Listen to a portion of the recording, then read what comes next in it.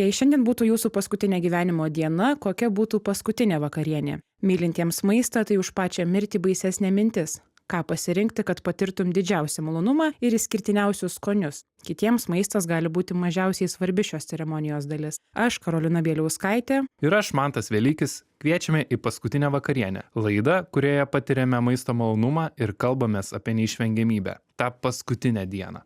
Šiandien laidoje prie stalo sėdame su menininku Robertu Narkumi. Jis 2022-aisiais atstovavo Lietuvai 59-ojoje Venecijos bienalėje su kūriniu Gut Feeling. Tai Karolina, tas gut feeling, kas tau, kaip tu galvoji? Ar tai nuojauta, o gal čia žarnyno ir proto santykis? Manau, apie tai pasišnekėsim ir su Robertu. Turbūt, kad Robertas ir paaiškins, pavyzdžiui, ar su sveiku žarnynu ateina ir sveikas protas ir ką turim valgyti, kad to sveiko proto būtų daugiau. Pavyzdžiui, galbūt net ir valgant raugintus kopūstus mūsų gal ir nuojautos sustiprėja, kaip tu galvoji? Tai rauginti kopūstai ir tas pats kimči, ir man atrodo, Robertas labai daug papasakos mums apie kimči. Tai jis turi daug ryšių, tai čia, man atrodo, viskas labai gražiai jungiasi. Lieka tik išsiaiškinti, ar šiandien mūsų ta vakarienė bus įkvėpta 15 amžiaus ir Da Vinčio paskutinės vakarienės. Robertą per patį vidurį pasisodinsim, o gal jo paties darbų ir vakarieniai, ką mes valgysim, jūržolės ir skardinės. Turbūt niekas kitas nei Robertas tiksliau čia nepasakys ir mums metas iš studijos keltis į vieną iš Vilniaus rajonų ir kaip mums susirasti Robertą, tai pirmiausia jam paskambinkim.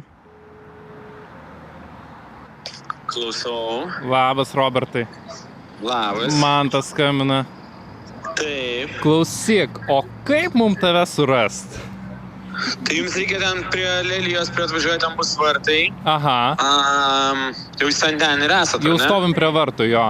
Aš galiu juos atidaryti, jeigu su mašina važiuokit tiesiai. Ne, mes kažkom. Tai tada eikit tiesiai pro bromą. Eikit ten tiesiai, matot, gale toks bromas didelis, tai tiesiai. Ir tada pasukite į tą pusę, kuri vadinasi kairė. Ir eikit iki galo, aš jūs pasitiksiu. Gerai, sutarėm iki... Sarginį užkliūnam. Esam Vilniaus Naujamiesčio rajone, Panerių gatvėje, kur stovi legendinis siuvimo fabrikas Lelija. Ir jis pradėjo dirbti ne taip ir naujai 1947 metais. Tai yra vienas seniausių Naujamiesčio pastatų. Beveik 7000 kvadratinių metrų. Tai drabužių gamyba iš čia niekur nedingusi, tiesa. Veiksmas persikelia į mažesnės patalpas. Tačiau keli šimtai fabriko darbuotojų kasdien eina į darbą ir valgo Lelijos valgykloje. Tai pagal mūsų laidą galvojant, gal tuomet ir ta paskutinė vakarienė būtų buvusi visų vienoda. Tai net nežinau, jeigu valgytum valgykloje, kas galėtų būti ant tavo to padėklo. Manau, kad saldžios arbatos, riestainis gal koks, žinai, saldėsis jau pabaigai būtų, bet tiksliai atsvertos salotos arba mišrainė kokia, gal dar liežuvio ant lėkštės papjaustyta. Žinai, tiesą sakant, man šita vieta primena ir tas pokalbis apie valgyklas primena šiek tiek ir Indrės Klimaitės seną projektą apie valgyklas ir valgyklų gidą rašytą. Tiesa, ir man buvo smagu visai prie jo prisidėti, keliaujant per valgyklas, ragaujant maistą ir rašant apie tą maistą. Toks buvau, tiesą sakant, valgyklų užkalnis, kai dar net nebuvo užkalnių. Bet šiandien tikiu, kad valgysim visai ne kotletą ir visai ne riestainį. Bet ką, žinai, o gal ir taip valgysim? Gal mus Robertas ir nustebins. Aš manau, kad žinant Robertą, tai jis tikrai nustebins. Ir mūsų galbūt idėja ir yra, kad vienam gali būti valgyklos, galbūt atsvertas tiksliai kotletas su tam tikrų mišrainės kiekiu, ar galbūt, kaip ir sakai, kokio nors riestainių su netokis graužiančia soda. O kitam gali būti koks nors, turbūt gal sofistikuotas patiekalas. Tai čia turbūt ta koncepcija ir yra. Tu turi žinot, kur tu eini jau šitoje vietoje. Pasukom į kairę, bet... Sako, ta pusė, kuri vadinasi kairė. Šiek tiek toks siaubo filmo scenarijaus. Ir ne viena iš vietų netrodo kaip menininko rezidencija, jeigu taip žiūrėti į duris. Ne. Va. Ir žinai, Robertas išlenda. Labas. Mes galvojam, ar čia ta vieta ar ne. Sakom, čia jau taip. Sveikas. Labas. Čia irgi būdavo suvykla anksčiau, ar... Jo, čia visur buvo suvykla. Ar tu žinai, pavyzdžiui, ką siuva pas tave šitoje vietoje, ar čia nebuvo kažkaip specifiškai? Siuva siena. Prezidento. Robertai, papasakok, kur mes šiandien esam, kodėl būtent čia? Mes esam mano studijai Naujamiestyje, buvusiam Lelijos fabrike. Labai tokiam kažkokiam įdomiam, ne tik istoriškai kontekste vietoj, kuri virsta į kažką visai naujo. Čia mano rajonas, Čia aš netoliese gyvenu ir čia yra mano studija. Mes susitikom tavo paskutinį vakarienį, tai kodėl jinai vyksta ten, kur tu dirbi? Nors namai visai netoli. Gal visai yra kažkokio tam tikro grožio, gulbės giesmė, kaip sako, jeigu taip sekti to scenarijum, kad man patinka, čia praleidžiu daug laiko. Bet įsivaizduoju, kad tavo paskutinė vakarienė ir galėtų nutikti čia darbo vietoj, kūrybos vietoj, nežinau, kaip tu ją pats vadini. Ne, aš įsivaizduoju savo paskutinę vakarienę irgi. Detaliai aš nesu pasiruošęs tokiam, klausimui ir negaliu iki galo to scenarijaus sumodeliuoti, bet man visai patinka, iškyla vonia, kažkokia pasiruošimas tam visam reikalui. Tai čia yra mano pilis. Kai važiavom pas tave, galvojau, kaip įdomiai pasirinko Robertas darbe paskutinę vakarienę pavalgyti, gal tokia ir šių laikų grimasa, niekad nežinai, kada darbe atsijungs. Kada netikėtai bus ta paskutinė vakarienė. Nėra tos kažkokios perskyros tarp darbo ir nedarbo, tai galbūt dėl to viena iš tokių intimesnių vis dėlto erdvių. Kas būtų aplinkoje, jeigu, tarkim, darbo aplinka, tai tik tai ir būtų aplinkui įvairūs kūrybiniai dalykai, bet ar žmonės būtų šalia kažkokie? Aš mielai ištaisyčiau, čia didelę puotą tos paskutinės vakarienės progą. Tiesą sakant, netgi kažkokius tokius dabar, kai pradėjom galvoti apie tai ir kalbėti, prisimenu tiesiog tikrą istoriją. Galbūt tai nėra mano, bet kolegos istorija, kai jo artimas draugas eutanaziją pasirinko ir jisai turėjo insultą, prarado galimybę kalbėti. Tiesiog po to nusprendė, kad tai bus paskutinė vakarienė ir suskrido draugai iš viso pasaulio, jie visi pavakarieniavo ir kitą dieną jau jis iškeliavo. Ne kasdien mąstai apie tokius dalykus, bet štai jie iš tikrųjų tokie scenarijai vyksta. Tai yra didelė ir paslaptis ir kažkokia privilegija galėti nuspręsti ir pasirinkti, koks tas scenarijus bus tos paskutinės vakarienės. Apsigalvojęs esi sąrašą, kas turėtų būti? Paskutinį gimtadienį dariau kaip plotą tokį, tai man labai patiktų turbūt ploto formatas, nes ta sąrašo kuravimas irgi yra tam tikra atsakomybė visada ir man patinka irgi su svečių sąrašais, pavadinkim, dirbti, bet kartu man labai patinka ir ploto idėja, kai tu paskleidai kažkokią tą idėją atvirų durų, kažką pakvieti ir tu tiesiog gali sulaukti netikėtų svečių. Aš manau, kad mano paskutinė vakarienė galėtų irgi turėti kažkokio ploto formatą. Tai tiesiog būtų geras toks vakarėlis. Galėtų būti vakarėlis, manau, kad galėtų būti vakarėlis. Kodėl ne? Tai dalis ir mano gyvenimo, draugai ir artimieji ir tam tikras scenarijus vakarėlio visai galėčiau įsivaizduoti. Tai nebūtų tokia rami užstalė, kur čia susėda visi ramiai pasišneka, bet tai būtų kažkoks toks tikrai kaip plotas. Robertas per vidurį sako, tu mane išduosi. Man patinka ilgi stalai, kur galėtume visi susėsti su visais bendražygiais ir pasidalinti maistu, pasidalinti prisiminimais, pasidalinti visko. Bet šiaip, Robertai, tau tas mirties konceptas pats, ar tu dažnai pagalvoji, kaip pavyzdžiui gal atrodytų, nes mes su Mantu prieš tai kalbėjom apie tai, kad tokia tema galbūt mes po kokio trečio gėrimo bare pašnekam ir pamirštam, bet kad šiaip pagalvotum, kaip atrodytų, jeigu štai rytoj būtų paskutinė mano diena. Ir žinotum tai, taip. Viena yra, pagalvoti, kita yra žinoti. Kalbėti, kita yra kaip iš tikrųjų būtų. Konceptualiai tema, man atrodo, dažnai apie tai pagalvoji. Žiūrėk, ir cholesterolis aukštas ir tas gyvenimas nuolatos keičiasi ir nežinai, kasdien išeidamas nežinai, ar tai nėra ta paskutinė diena. Aš baimės kažkokios tokios neturiu, tik tai žinai, kad kur nors būčiau nepalikęs kokios šiukšlės ar vienintelis dalykas, kaip čia susitvarkyti, jeigu ką, bet turbūt po to jau neberūpėtų. Tai vis bandai su tuo gyventi taip, kad negali tam pasiruošti, tai negali visko susitvarkyti visų galų, negali apsidrausti, negali nerizikuoti. Tai va, bet man patinka apie tai galvoti ir man patinka galvoti, kad bent jau galvoti konceptualiai, kad aš nebijau tos pačios idėjos. Galbūt būtų nepagarbu sakyti, kad nebijau kaip kažkaip tai kaip kažkokios tokios bravūriškai. Žinoma, bijau, bet norėtųsi, kad galbūt tai irgi turėtų kažkokį, tai galbūt jeigu tai dar turėtų kažkokią prasmę, kartais galvoju, kad jo, kad tai galėtų ir nėra juoda arba balta. Iš tos pusės, kad mirtis gali būti irgi prasminga, apie ją gali galvoti, gali negalvoti. Mes dabar įdami į tavo studiją, aišku, priėmėm ir taisyklę, kad turbūt ir mūsų meniu bus ribotas paskutiniai vakarieniai, kurie vyksta šiandien čia prie šito stalo, kur pas tave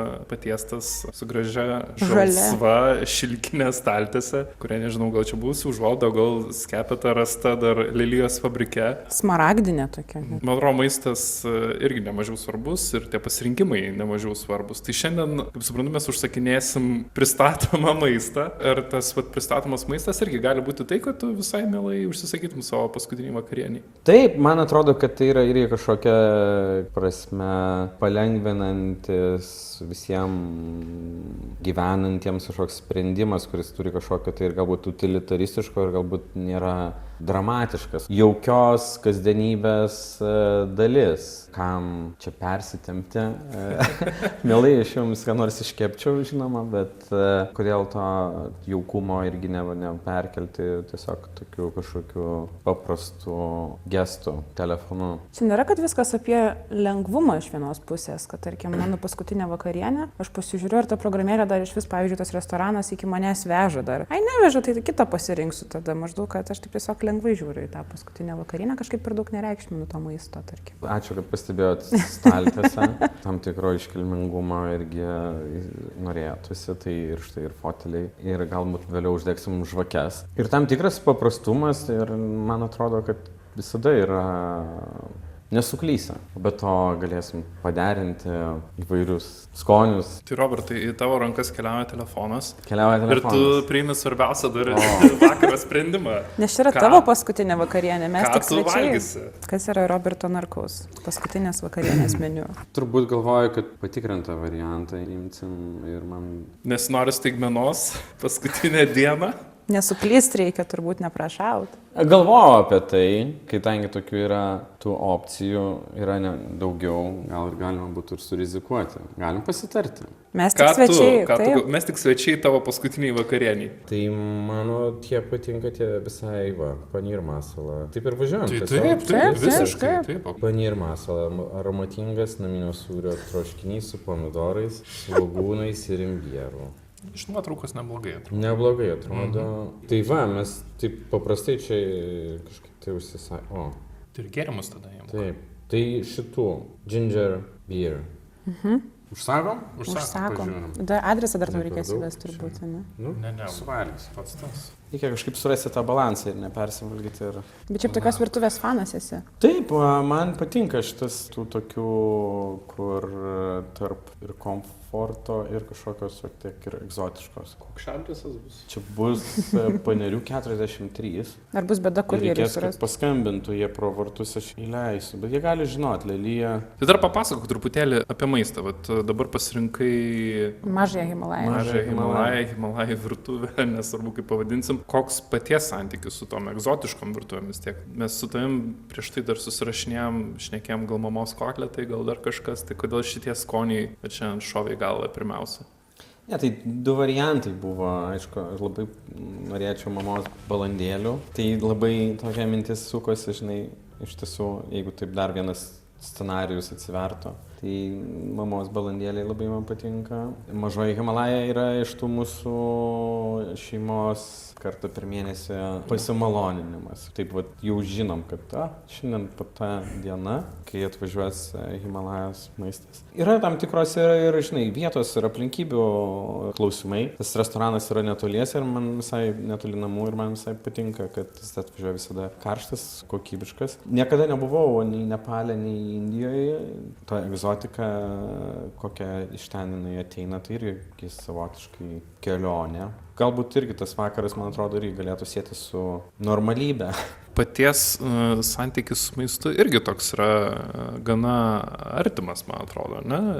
Delta mityba, užantyje, gal net ir ta pati gut feeling irgi tarsi susisieja su maistu ir tai, ką mes valgom, kas ten ta mūsų žarnyne anksčiau ar vėliau atsidūrė, nes vis tiek turbūt protas ir žarnynas, kai santykiai yra, tai jeigu nesveikas žarnynas, tai gal ir tas gut feeling nekoks susidėlioja. Tai, pavyzdžiui, delta mityba kaip čia iš viso atsirado? Gaminti man patiko nuo vaikystės, toks kažkoks buvo visada mano amplua, net ir kiaušinio kepimas vaikystėje buvo kažkoks toks šiek tiek ritualizuotas ir ilgai turėjau kažkokią svajonę apie tą restoraną, bet tai pats pagrindinis, toks irgi labai praktiškas tiesiog sumetimas su tuo restoranu buvo. Man viena iš tokių labiausiai įspūdį paauglystėje palikusių knygų buvo Remarko Juodasis obeliskas. Ir aš tiksliai to viso sandėrio nepamenu, bet vienas iš veikėjų, ar pagrindinis veikėjas, veiksmas vyksta po Pirmo pasaulinio karo ir kai valiuta, pinigai netenka prasmės, labai didelė infliacija, jisai sudaro tokį sandėrį su restorano šeimininku, kad jis gali valgyti kiek nori. Ir staiga pinigai netenka prasmės, o ta galimybė turėti maistą ant stalo tampa tokia daug svarbesnė. Ir man ta istorija atrodė ir kažkuo tai ir komiška, ir kartu man labai, aš džiaugiausi už to personažo įžvalgumą ir gudrumą. Šeimoje taip irgi aš gaminu su žmona ir 2 vaikai ir kai sugrįžom į Vilnių, į kiemą, mūsų kieme bankrutavo tarybinė tokia valgykla ir aš ieškojau šiaip erdvės vienam savo projektui pristatyti ir norėjau ją išsinuomoti tiesiog porai keletų mėnesių. Išsinuomavęs tas patalpas, aš kažkaip tai įsimylėjau tą erdvę, neatsitiktinai tiesiog sugrįžo mano bičiulis Jonas Palekas, kuris šefavo įvairiuose restoranuose ir kažkaip tai gimė tą idėją, kad visai būtų smagu įkurti savo restoraną, arba net ne restoraną, tai buvo ir kartu labiau platesnis toks socialinis eksperimentas, savo erdvę, kuri būtų susijusi ir su maistu, ir su bendruomenė, ir ten galėtų būti ir tas didelis stalas, ir galėtų vykti pokalbiai, susitikimai, parodos ir kiti dalykai. Ir galbūt netgi ta erdvė pati ir tas restoranas būtų kitaip organizuojamas ir filosofiškai. Taip atsirado Delta mityba, restoranas, kuris veikė 7 metus ir tapo tam tikra legenda. Virtuvė buvo įkvėpta Azijos. Ar čia yra irgi kažkoks santykis tavo ir šefo, ar ieškojot nišas, ko trūksta? Irgi tokių daug atsitiktinumų ir sutapimų. Norėjom kažko tai pratęsti tą tokią efektyvę mitybą. Aplinkui buvo daugiausia tie dienos pietus, tokie tradiciniai kotletukai. Padėklas, kompotas, bandelė. Kepsnys Astra. Ir tuo metu Jonas atvežė tokių šviežių idėjų. Ne visai, mes niekada nevadinom to ramenu, bet tai kaip mes dabar žinom, kaip tarsi ramenas, tai yra šiek tiek tokios interpretacijos. Visa virtuvė iš esmės buvo pagrįsta korėjietiškos principais. Turėjom savo fermentacijos laboratoriją, kimči irgi tapo legenda ir tokiu kaip ir matu, bent jau Vilniuje, nuo ko tas kimči yra matuojamas. Atsirado koldūnai, atsirado bibimbapas, buvom tam tikrą prasme irgi turbūt labai pionieriai to principo. Bao ir Baozai tai buvo visiškai apie efektyvę mitybą, apie efektyvų darymą su bendradarbiavimą. Irgi dabar jau tai kaip ir vos standartas yra, ne tai kad standartas, mes aišku pirkdavom iš ūkininkų, tai visiškai ekonomiškai neracionalus projektas buvo, bet jis veikia stipriai iš noro būti visiems ten kartu ir daryti. Daug tų sentimentų toj virtuviai, daug supratau apie maistą, apie visą būtent per tą darymą. Tau koks jausmas yra, kad pavyzdžiui tai nebuvo tiesiog pavalgymo vieta, tai buvo kaip reiškinys. Ir pavyzdžiui, gal dabar koks nors mūsų ateities pašnekovas arba koks nors gatvėje pakalbintas žmogus pasakytų, kad jo paskutinė vakarienė galbūt delta mityboje. Prikelčiau. Taip. Man džiugu sutikti daug žmonių, kurie kalba, kad niekas negali ir nepakeis jiems tos vietos, kad ir kaip pats būdamas kartais atrodo, matydavai, kad galėtų kažkas vykti kitaip. Bet aš ne už viską ir atsakomybę nešiau ten. Tai buvo labai irgi horizontali tokia vieta. Turėjom tų žmonių, kurie ten visus 7 metus ir buvo toj kelionėje nuo sultinio. Tai prasidėjo tiesiog nupirkom vieną mažą tą viryklę, vieną puodą, padarėm sultinį. Tas sultinys ir virė 7 metus nuo tos pačios, kaip amžinoji ugnis. Tai po to atsirado 3 dubenėliai, 4, tada taip viskas buvo nuo mažoji šalia virtuvės valgė, tada žmonės jau pradėjo valgyti to ir parodinėje erdvėje ir tada dar ir studiją ten viršui turėjo, tai jau kartais ir užleisdavau ir savo studiją, bet visiems daugam tai tapo irgi to tokiu, kad tai ta vieta neformali ir kad tai tu kiekvieną dieną ten ateidamas, ten vis kažkas būdavo kitaip. Nekalbu apie kažkokį tokį suplanuotą remontą, tai kartais tai būdavo kažkoks patobulinimas, kartais galbūt ne visai patobulinimas. Sakai, pakeitėt bankrutavusią valgyklą, Lelija irgi turėjo tokią legendinę valgyklą, nežinau, gal dar turi, bet jau turbūt užsidarinėja irgi. Irgi dar vieną valgyklą nuneš, aišku, čia jau ne tavo indėlis, kad jos nebebus. Valgyklos turbūt irgi buvo labai sukonstruotos tai tokiai funkcijai, ne? Atėjo darbininkai, pavalgė, kad toliau galėtų dirbti. Kotletas buvo tam, kad galėtum toliau dirbti. Pats irgi šneki truputėlį apie tą maisto funkcionalumą.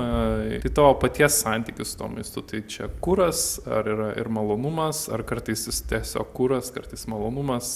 Santykis yra besikeičiantis. Nors ir aš atrodo, tarsi daugiau suprantu tiek ir apie jo techninės savybės, kaip jis mus veikia savijautą, bet kartais negali atsispirti tiesiog tam norui suvalgyti cepeliną ir negaliu pasakyti, kad esu kažkoks advokatas.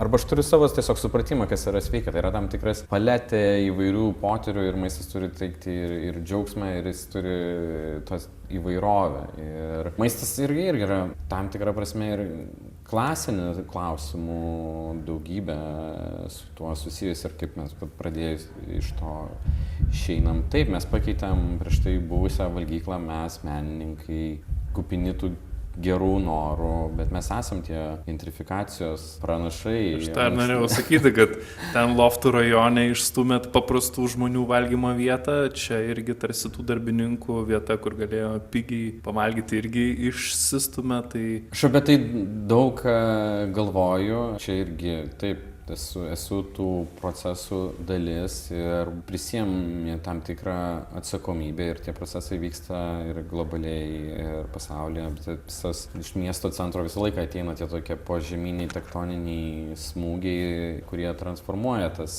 erdvės. Viena vertus, aš manau, kad tai ir natūralus procesas, antra vertus, mes turim irgi mokytis įsiklausyti į tam tikras vietos specifikas. Sustabdyti kažkokių procesų irgi kartais yra sudėtinga, tuos, ką aš galiu kontroliuoti ir kiek man pavyksta dėrėti su tam tikrom jėgom ar kalbėtis. Yra tik tais arba du, arba tu dalyvauji ir bandai rasti kažkokius svertus, kaip tos procesus įtakoti kažkaip pozityviai. Yra didelis skirtumas, ar tai yra kažkokie nugriaunami ir stiklo dangoraižiai, ar tai yra kažkoks bandymas išsaugoti vietos specifiką. Tos erdvės, kuriuose dabar yra loftai, ačiū mūsų sumanumui pačių menininkų, kurie įžvelgia kažkokį tai potencialą.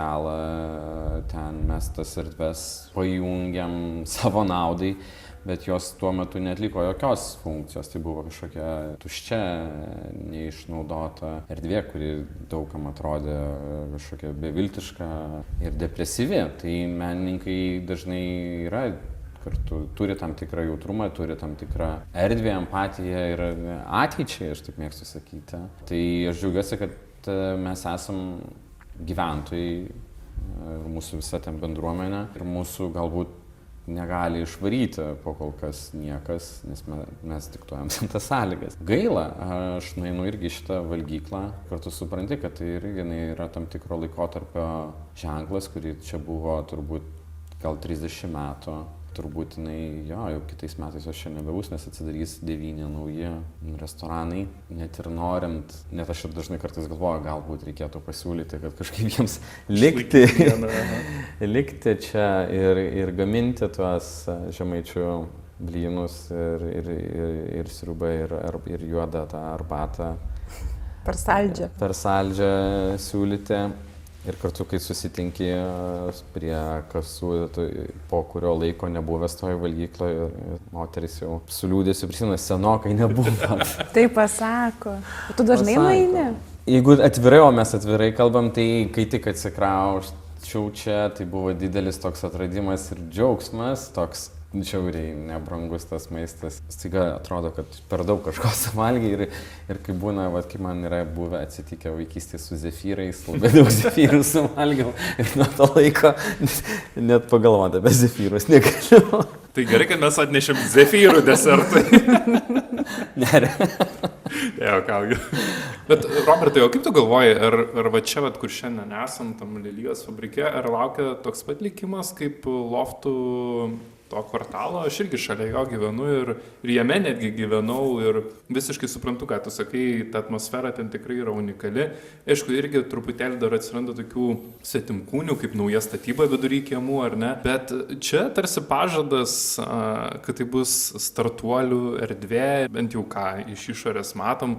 Ir startuoliai tai dažniausiai kažkaip asocijuojas su tokia, skaitmeninė erdvė, pasikėlusiais milijonieriais, kurie čia atvažiuos su brangiom mašinom ir kažką čia šnekės prie stalo futbolo ir panašiai. Ar manai, kad čia bus tas pats kaip ten? Aišku, negali būti taip pat, bet kaip tu galvoji, koks čia likimas? Gal praeis tą bangą startuolių ir turėsim tokią dykrą, tokią pat kaip turim kokį verslo trikampį, ne? Kur 5 valandą išsijungia šviesos, visi išeina namo ir nieks nevyksta. Vyksta tokia didelės slinktis ir su tais startuolių ir su žmonėmis dirbančiais tuose startuoliuose. Ir tie lūkesčiai nuolatos keičiasi tiek ir žmonių besiruošiančių čia ateiti, tiek ir, sakykime, kiek aš susiduriu ir kalbuosi ir su vystytojais, sakykime, to projekto investuotojais. Mąstymas yra šiek tiek kitoks. Yra noras ne tik, arba aš taip tikiu, bet kalbėdamas, kad mes kalbame apie fundamentaliai kažkokius kitokius procesus, o ne tik kvadratus ir ne tik, kad pasimti tam tikrus įvaizdžius, pritraukti tvarumo ar kažko. Tai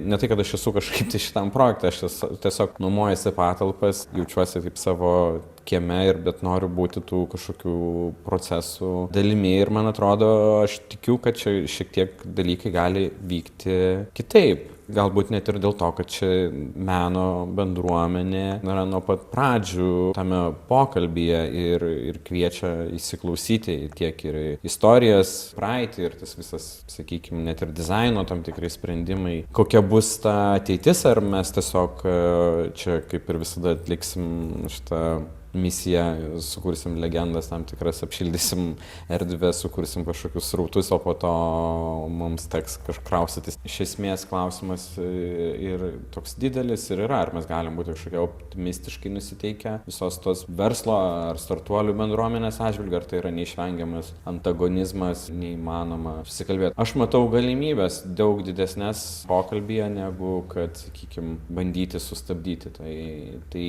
mes turim pavartokim žodį kautis už tam tikras idėjas ir prastuminėti jas ir mums menininkams ar daugeliu, mums niekas nebepriklauso, ne tiek, kad menininkam. Visos platformos mes esam tik tais turinio kūrėjai, tai mes turim už jas kažkaip tai kovoti už tas priemonės ir įrankius ir už erdves. Ar įmanoma kažkaip pagarbą vietą išlaikyti? Gal čia kažkoks anų laikų reliktas, kurio gal net ir nereikia, kad čia jisai būtų, nes čia gal meno tam tikrą laikotarpį, kuris gal buvo skaudus ir reikia visiškai viską pakeisti iš pamatų. Aš labai irgi, sakyčiau, nuosekliai pragmatiškas esu tuo požiūriu, mes ne viskas yra, ką mes uždažom, ne viskas ten yra būtinai saugotina, bet mes dažnai sugaištam per daug energijos remontuodami ir tvarkydami tai, kas ir taip veikia.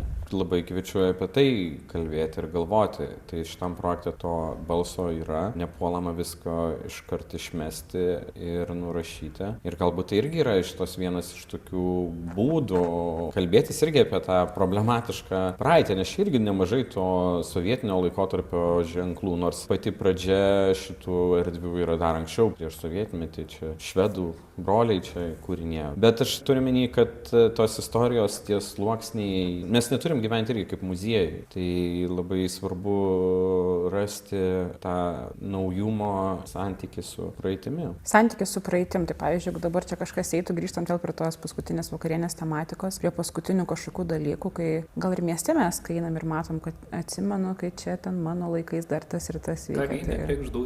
Taip, tai dabar gal kažkas eis ir sakys, čia toks menininkas Robertas Narkus buvo įsikūręs anksčiau šitose patalpose. Tai taip, kiekvienas kampas, mes kažką tai čia, tos gatvės, jos kitaip ėjo, man labai įdomu kartais to senų žemėlapius pažiūrėti ir tu matai, kad ta laiptinė iš tiesų buvo gatvė ir man labai visą laiką patikdavo tiek ir Deltui grįžtant ir Autarkijoje, kad jinai stovėjo ant amatų gatvės, jinai pratęsimo stovėjo, tai yra toks, ir aš visą laiką jaučiau tą tam tikrą tokį skersvėjį ir specifinę energiją, kad ir už nugaros yra gatvė ir prieky yra buvusi amatų gatvė. Mūsų tie peizažai keičiasi daug greičiau negu kartais atrodo. Tai reikia stabdyti ar ne? Ne, aš nemanau, kad tiesiog turi tam tikro kažko tai nusipelnyti. Visko nesusaugosi. Aš tikiu, kad įmanoma ant viršaus augti kaip grybiena tebūnie ir semtis tų syvų ar iš energetinės, ar iš kitos pusės. Mes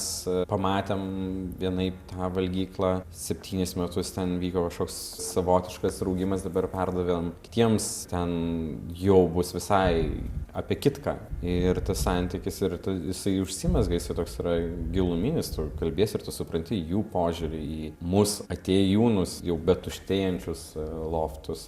Aš tiesiog tikiu, kad yra tam tikra sinergija. Nereikia nei ištrinti, bet negalima ir stabdyti. Mes turim tapti vieni kitiems maistu.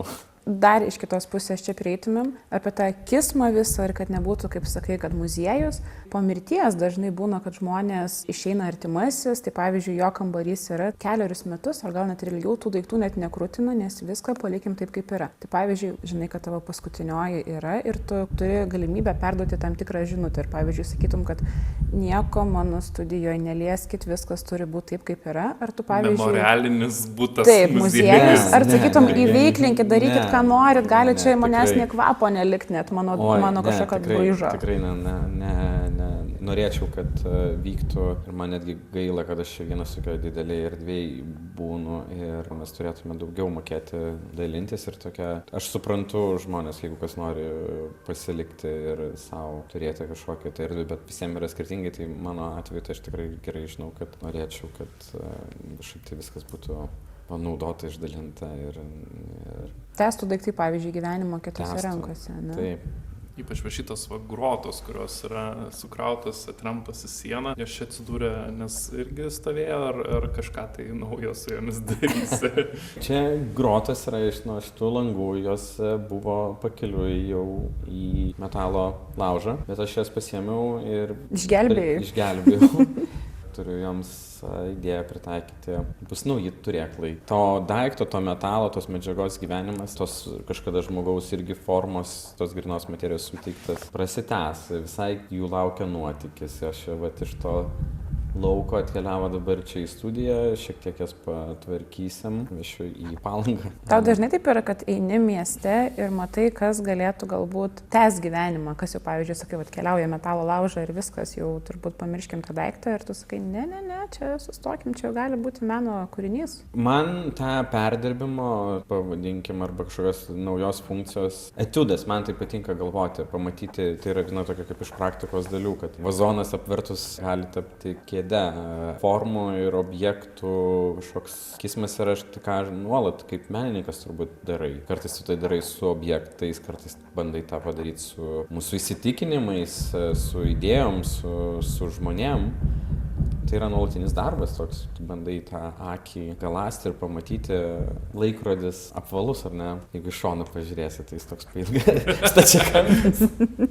Bet tasa yra būtina. Taip, aš manau, kad tai mes tiesiog noriu advokatuoti tą idėją, kad nėra tų kažkokių bjaurių dalykų. Aš nuolat dirbu su to mintim, kad mes tas turim keisti tą prestižo ar prabangos sampratas, kas yra svarbu. Tai tik tokia maža dalelė, ką gali padaryti, prikeldamas kažkokius daiktus toliau gyventi. Jeigu norisi, vartokim, nereikia labai savęs bausti, bet jeigu mes galim atrasti džiaugsmą, pamatydami tą daikto vis dar galėjimą būti, ir tai yra dalis to sąmoningėjimo. Kalbė apie tą galėjimą leisti, tai dažnas turbūt paklaustas, jeigu štai žino, kad rytoj yra paskutinė diena, tai pradėtų savo leisti tai, ko galbūt anksčiau neleido. Kalbam su tavim, tai atrodo girdisi tas tiesiog gyvenimo lengvumas, šiek tiek eina požiūrės į tai, kad reikia to balanso ir negalvot, kad jeigu tik tai kažkas bus, tada savo leisiu kažką. Jo, aš manau, kad idealiu atveju norėčiau, kad man nereikėtų bandyti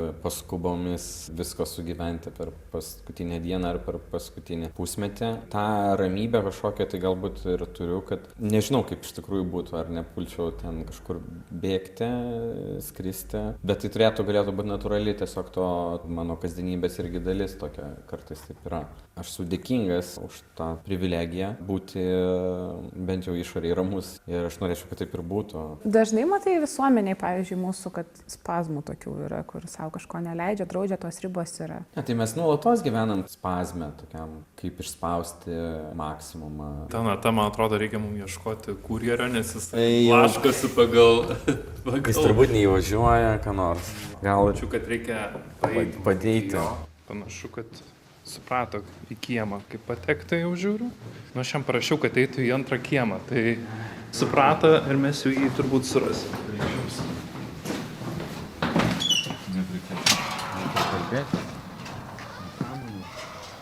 Gal irgi, kaip ir mes, nedrąsiai, žinai. Sveiki. Mantas? Yes.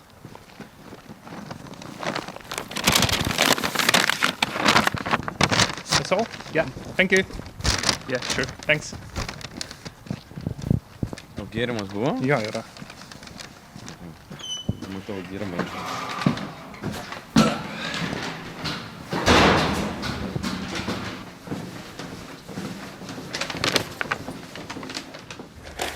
Ką, bandom išsitraukti? Bandom įsitraukti. Gal... Blemba, donelės nėra. Nėra. Ne. Ryžių nėra. Kažkokia. Ir paskutinė vakarienė. Pačia griniausia forma. Ne, nu juokingi. Ir įrankių nėra, ne? Ne. Bet gerai, kad aš turiu, tik tais reikės prarinkti. Bet matau, dar restoraninių įrankių lygiai. Jo, čia yra lygiai. Paserviruosite. Taip, tai jūs gal atidarykit tas dėžutės. Aš taip makabriškai tiesiog, brutaliai. Žiūrėk paprastai. Neskalauk tikrai nieko. Ne, tai vis tiek, man reikia. Iš pagarbos. Pats namo pareini valgyti, ar čia irgi taip? Nu, čia visko būna. Visko būna labiau... Visko būna. Šiaip tai nėra labai dosni valgymo vietom lokacija. Yra ta valgykla. Yra Maxima. Yra Maxima. Yra kiniečiai labai seni, tokie legendiniai. Net pavalė. Ką? Net pavaliai kažką. Pavaliau. Va, reikia dar atsidaryti šituos. Turi atidarytų? Taip. Ką? Ne, gerai. Jeigu reiktų rinktis gėrimą, Ar čia greta būtų maisto, šitas? ką rinktumės? Vyną. Tai aš manau, kad būtų šiandien, jo, raudonas visai gerai tiktų. Aš norėčiau kažko iš Toskanos. Specifiškai, sakyčiau, turint omeny, kad lokacija gada taip tiksliai nusakėjai, o vynogė.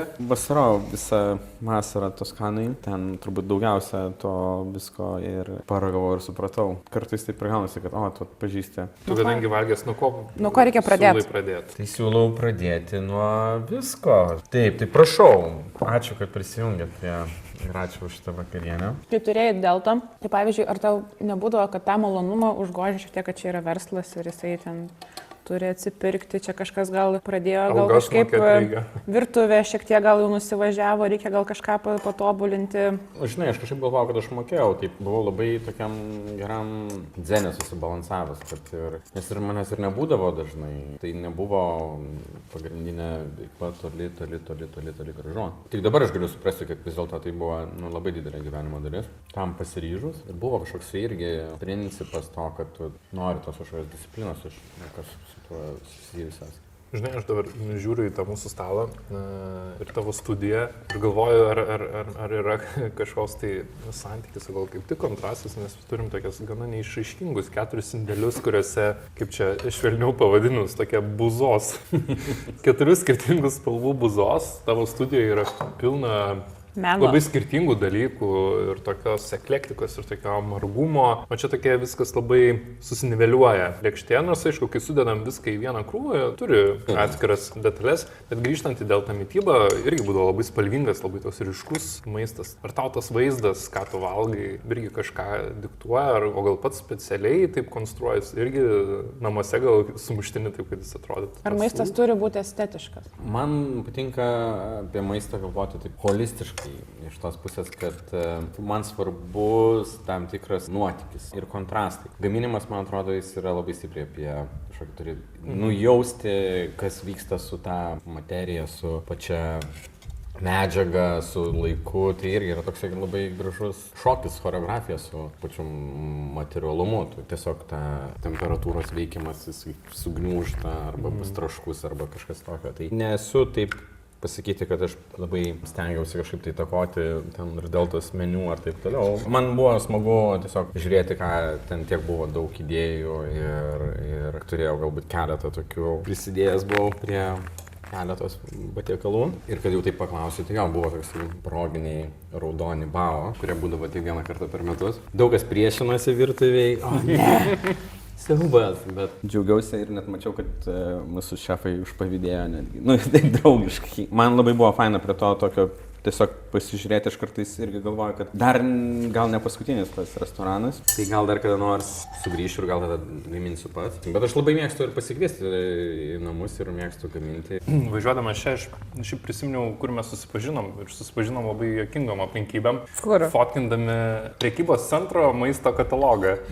Ir aš pamenu, studijoje dėliodavom ten ir groteles, ir dešreles. Irgi čia fotkinot? Ne, kitoj studijai. Ten tarsi kūrėm tokią tobulo maisto iliuziją, kad vat, jeigu grotelės keptos, tai dešrelės taip turi atrodyti ir ten šakočiai taip turi būti sustatyti ir panašiai. Tai tas tobulas maistas, netobulas vaizdas, kaip tau pačiam atrodo, koks jausmas dar taip atsigręžus atgal, kad, žinai, konstravom tokias vat nuotraukas, kur dabar šiaip atvirkščiai, man atrodo, net ir tie katalogai tokie, sako, mes čia turim neformalių obuolių tokių ir panašiai. Keičiasi tam tikrą irgi atliepia tą laikmečio dvasią. Taip, aš atsimenu tos natūrmortų konstravimus ir kurie irgi ta fotografavimo patirtis tobulybės, taip kaip jinai yra įsivaizduojama kažkokiam korporatyviniam bendram smegenyse. Ir kaip tu tą viziją irgi kažkaip tai viena vertus galvoja, kad tai tavo vizija, antra vertus tai yra mūsų visa bendras matymas. Ir jisai labai keičiasi irgi per tuos katalogus ir tie katalogai atspindi tiek mus ir tiek mes. Tai man tik tais labai patikdavo tas fotografuoti kartais tas nugarinės pusės, kaip viskas yra paremta, paramstyta ir kaip viskas suveršta, pakabinta. Ta kita pusė. Ta kita pusė tos tobulybės tokios, kuri yra labai sudėtinga. Maisto fotografavimas irgi buvo unikali remarko verta patirtis, kurį tikrai aš džiaugiausi. Čia seniai buvo. Studijų laikais ir buvo. Man atrodo, visi, kas padirba su tais maisto katalogais, atsižegnoja labai. O paskui tą maistą galėdavot pasilikti? Taip, tai čia buvo. Tai kai kurį mes ir pasilikdavom ir gamindavom, man atrodo, negi toj pačioj studijoje kažką. Taip, tai būdavo gamindavom, bet man buvo didžiausia, siaubingiausia istorija buvo, kai atvažiavo kažkokie elnienos, gal kažkokie konservai ir iš kažkur ten egzempliorius. Ir jau ten nufotkinau tobulai. Ir tada atsidariau. Jau po poros dienų, žinai, ten jau tikrai nieko nebereikia, jau tas katalogas jau pakeliui, man atrodo, ten spaustuvė ir sakai, ne, reikia perfotkinti. O jau nebėra. O pilvelį jau. Jau nebėra, ką, žinai, net ir tos skardinės nebėra ir jau nėra. Žinai, ne tai, kad būtų toks kažkoks produktas, kurį dar ten bet kur paimsim. Tai maisto reklamas abu išjungėt, arba katalogų nebevartot jokių, nes Oi, žinot, ne, kas man tai slypi tiesą už sakant, kaip tik sportinis interesas yra tas katalogus pasižiūrėti, o kas dabar tai Kaip ten dabar kokie trendai. Katalogų niekas jau nebeleidžia. Jau nebeleidžia katalogų. Elektroniniu būdu yra tikrai. Ne tas. Buvo didžiausias tiražas, praktiškai leisdavai didžiausią tiražą leidinį Lietuvoje su kylančiom meno žvaigždėm. Ten buvo crazy. Šiek tiek crazy, jau tos mėsos visos, o dieve. Tai dėkis dar. Tai dedamės vieteliai. Tai gerai. Čia ne. Smaragdinė staltiesė yra, maistas yra, jau kaip ir žinom, kad vakarėlis yra ir kad čia būtų jau Ir raudonas kviestiniais- vynas iš sienos. Iš sienos. Kviestiniai svečiai irgi yra, nes šitoks vakarėlis turėtų būti, paskui jau gali visi viską ištaršyti studijoje, nes neturi būti muziejus, bet kaip ta paskutinė tavo kelionė turi atrodyti, ar tu esi pagalvojęs? Kas po to? Kaip reikėtų apsirengti?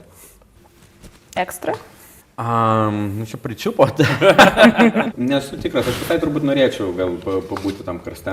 Norėčiau iš tos pusės, kad galbūt man patinka, kad iš tą idėją, kad tu tiesiog atsiguldamas į žemę, toliau kažkokia atsiranda ta gyvybės ciklas, prasitęsia labiau. Nors man ir gražu ir tai, aišku, tokios ir urnos, ir virtimo kažkur ugnimi energija, deimantais. Tai... Dabar plytas dar netgi daro, tai žinai, va, kažkas gali krosnį dar paskui susikonstruoti. Tai idėjų yra nemažai šiuo metu, taip, nes irgi sėdim čia startuolių miestelį ir kas be ko, aišku, aš daug girdžiu ir domiuosi irgi ir transhumanizmu ir gali visai nebrangiai dabar tą galvą užsišaldyti arba visą kūną, jeigu pavykstu, ne taip ir brangu, juokauju. Tai tada galėtum su visų kostiumų savo pasirūpinti. Nesutapimas prieš keletą mėnesių, skaičiau tą knygą. Phoenix'e yra tos labai fainas, gerai išsirinktas miestas kompanijai, kuri teikia tas paslaugas visam pasauliu. Po mirties per kelias valandas gali tavo kūną arba galvą, žiūrint, kiek tu moki abonementą, krionizuoti. Iš esmės aš turbūt negalvoju, o aš tiesiog, jeigu tas pasirinkimas dėl aprangos, gal ir galėčiau net ir iš savo garderobą, žinai. Taigi būdavo ten močiutės mane tik tai su šita suknelė. Negalvojau labai daug, nes specialiai pirkti kažką, arba labai tos, kur būna tie labai popieriniai, aš prašau, ne. Bet tu kalbi ir apie tuos tarsi stabus, kur ten galima užsišaldyti, kad tu tarsi neišnyktum visiems iš to paveikslo. Tai tada kokia turėtų būti atmintis? Ar tavo darbais atsimint? Kažkoks prisiminimas, kaip norėtum, kad tave gal atsimintų ir tas atminties nešiojimas koks turėtų būti? Tai marškinėlį. Gatvė, bent jau paminklas. Saldainiai galėtų būti. Gėrimas koks nors, kokteilis. Nėra to tikslo tą užprogramuoti, kažkaip tą atminimais toks, koks yra. Tik tais, bet ir sakau, kad šiukšlių po savęs nepalikti ir tai būtų visai ramiau. O kad išlys kažkokie pradėlai mano. Kaip tas katalogas. Ir už ką mane prisimins, tai faina, tai yra ties gandai, legendos. Kartais būna, žinai, nedrįsti prie stalo, net ir kai žmogus jau iškeliauja ir net ir kaip ir nebekalbama apie juos. Tarsi bėgama gal kartais? Kartais bėgama nuo tos temos. Tikiuosi, kad ar geruoju, ar bloguoju kažkur tais dalyvausiu. Bet savaime to tikslo gal ir nėra. Čia dažnai menininko irgi tokia viena iš tų privilegijų, kad tarsi iliuzija, kad meno kūriniai yra susijęs su kažkokia amžinybė, bent jau kaip tie artefaktai, kurie kažkur tai keliauja ilgiau ir gyvena ilgiau už jų kūrėjus. Bet pačiam kūrėjui tai dažniausiai tai tikrai jau neberūpi. Aš esu dėkingas, kad man pasisekė ir aš turiu ratą žmonių ir turėjau kažkokių akimirkų, kai galėjau pasidalinti tuo, kas padaryta ir sukurta. Ir tai nėra apie kažką, kad galėtum ar dar geriau, ar būti garsiausias, ar kažkoks dar garsesnis, bet tai yra, kad tu esi tam šiam rate bendraminčių ir kad tu kuri kažkokią laiko dvasią, kažkokią akimirką labai trumpą, ar mieste, ar savo kieme, ar šeimoje, ar savo draugų rate. O istorija, tai žinai, istorija visai būna. Menininkus ir prisimena ir geruoju, ir bloguoju, ir jie niekada ramybės neturi. Aš siūlau dar po kasniais. Dar po kąsnį. Dar po kąsnį. Ir kol tą kasnį dedamės, koks tavo šiaip ankstyviausias toks prisiminimas apie maistą? Patys ankstyvėjai prisiminimai, nepaisant to, irgi vis dėlto yra susijęs su kažkokiu tokiu, jei ne nepritekliu, bet tam tikrų suvokimu, kad kartais net ir būdavo tas šaldytuvas, aš galvoju, toks, aš nesupranti, bet jisai tikrai atrodo tuščias ir grįžtate ir atsiranda to maisto, bet jo, aš augau Justiniškėse ir mano šeima, ne tai, kad nenoriu pasakyti, kad neturėjom ko valgyti, bet tiesiog galvoju, kad labai skiriasi nuo to, ką mes čia. Ir kas man faina dabar, kad prisiminti kukurūzai, kur tie nebuvo dripsnio ir tie buvo kukurūzai su pienu, tiesiog užpilėtos kukurūzus paprastus su pienu. Ir aš atsimenu tiesiog kartą, tiesiog valgiau ir galvojau, Geriausias maistas. Kažkada net galbūt ir dabar tiesiog pamatai, nesujungi, kad tai gali būti tokia kombinacija. Toks turbūt labai ankstyvas prisiminimas. Maistas, aišku, gali būti ir su blogais visokiais. Jau girdėjom apie zefyrus. Susijęs ir su zefyrais. Bet va, kukurūzų dripsnių su pienu šiandien nenorėjai. Netrodė kaip opcija.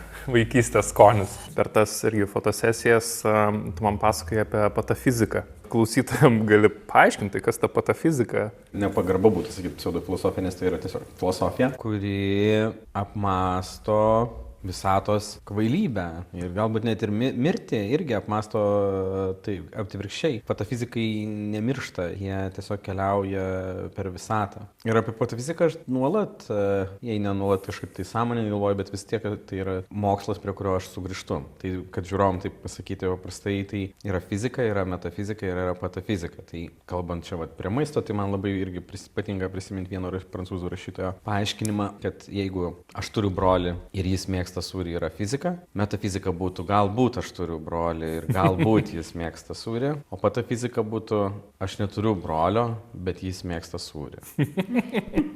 Požiūris į visatą, į procesus, į žmogiškasios įvairios kvailybės ir beprasmybės absurdo aspektus. Ir jos pradininkas Alfredas Džery, garsus rašytojas, Karalius ūbas, žinomas turbūt vienas jo tokių garsiausių kūrinių. Bet kaip tik vakar sugrįžau prie kito jo kūrinio, kuris vadinasi angliškai Super Male. Ir jis yra apie kažkaip nepaprastai aktualus šiandien. Apie daug ką, bet tame tarpe ir apie 1920-uosius, o jis yra parašytas 1902. Jis yra kūrinys apie ateitį 20-aisiais ir jame vyksta lenktynės su traukiniu, 10 000 kilometrų lenktynės, važiuoja 6 vyrų tandemas ir jie visi valgo super maistą ir aplenkia tą traukinį, vienas iš jų miršta ir nepaisant to vis tiek toliau mina. Kažkaip tai mes turbūt esam įkalinti tam tokiam, arba turim tokį džiaugsmą galvoti apie, kaip mes galim peržengti savo galimybių ir mirties ribas. Gražus atsitiktinumas, kad vakar vėl šie pažiūrėjau. Mes išnekėjome apie tas gatves, skulptūras ir paminklus. Tai panašu, kad nieko nereiks, nes tu liksi čia ir skriesi toliau savo per kosmosą. Ir toliau lenksi visus. Tai. Minsi dviratį. Toliau minsint dviratį. Taip, žalioji šviesa te šviečia. Tokia buvo menininko Roberto Narkaus paskutinė vakarienė. O prie mikrofonų buvo Karolina Bieliauskaitė ir Mantas Velykis. Šią ir kitas paskutinės vakarienės galite skanauti LRT radiotekoje.